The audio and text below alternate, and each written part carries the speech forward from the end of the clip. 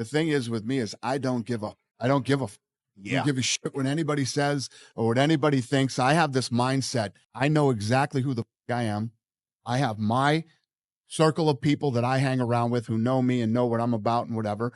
And anybody else who doesn't like it or doesn't want to, fucking bad. There comes a day where push comes to shove, where being mediocre, being like average, it just burns and sucks so much. You can't deal with it one more day. And you get off your and you create something that's always been there. It's always been inside of you trying to come out. But you've never wanted to unwrap it because there's too much pain and commitment. You were scared you were going to fail. You were scared if you started, you never finish it. You didn't want to tell anyone about it. You knew it was there, but you never wanted to embark on it until something hits. You get fired or somebody else gets success, remind you of what you could have been. And then the spark is born. And no matter what happens, I'm never going to be in this boat again. And you get up and you go, even if it gets knocked in, you just keep going. You're a wild man. And life has never been so sweet. And, you know, you learn from those mistakes. Those failures that you have are so consequential. And then you don't want that to happen again. So you got to be either quit or get way better. And then the next day comes and you're back playing again. And you understand that life has this cyclical nature where it's, you know, what you do on Monday is fantastic, but then Tuesday is a bad day. But guess what? There's Wednesday. Yeah. So are we just supposed to live our lives like this the whole time?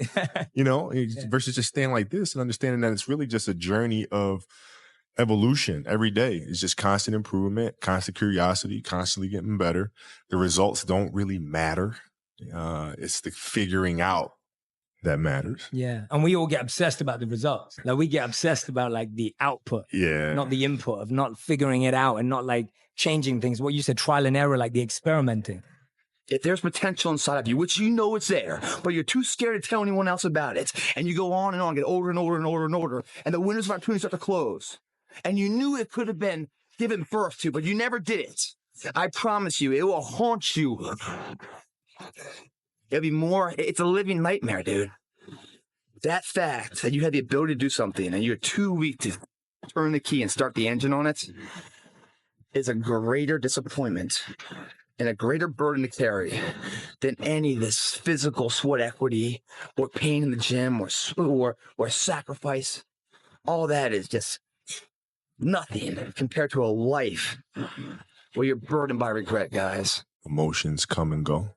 The important thing is to accept them all, to embrace them all, and then you can choose to do with them what you want versus being controlled by emotion.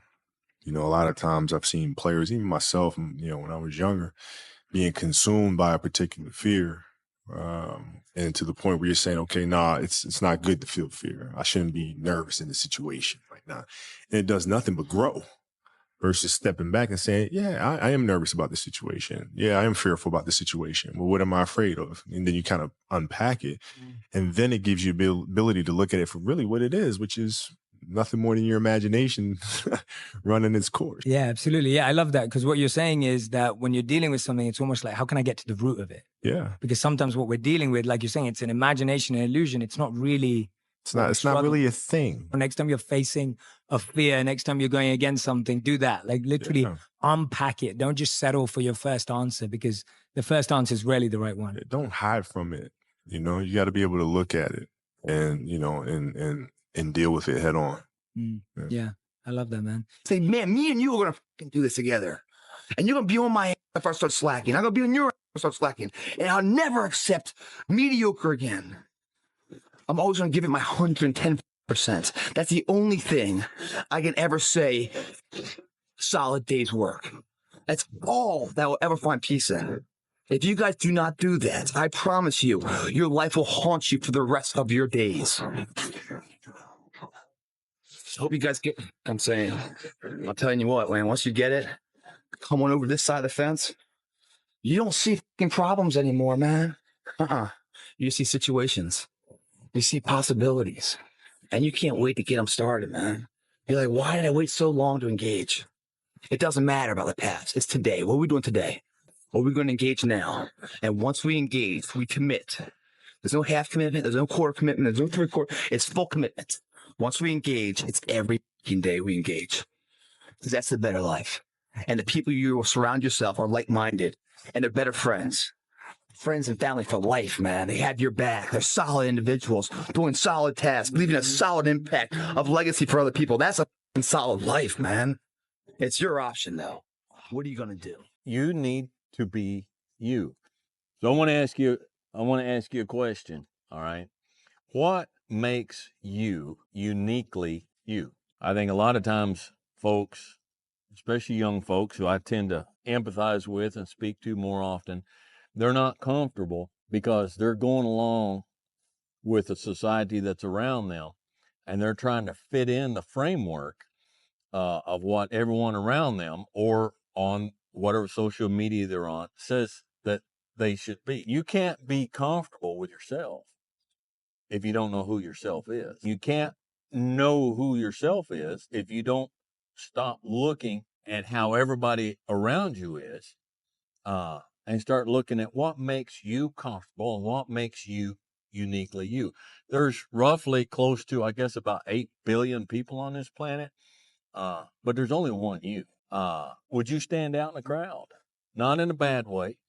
What makes you you doesn't need to be something that's immoral, or obnoxious, or uncomfortable, but just uniquely you, just you. You'll not find confidence in yourself if you don't know who yourself is. You won't find confidence in yourself if you're so busy trying to figure out what everybody around you thinks you ought to be and then match that, because you're not going to make people around you happy.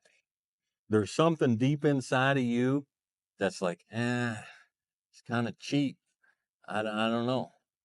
Don't do it. Don't do it. Be you. Be you. Okay?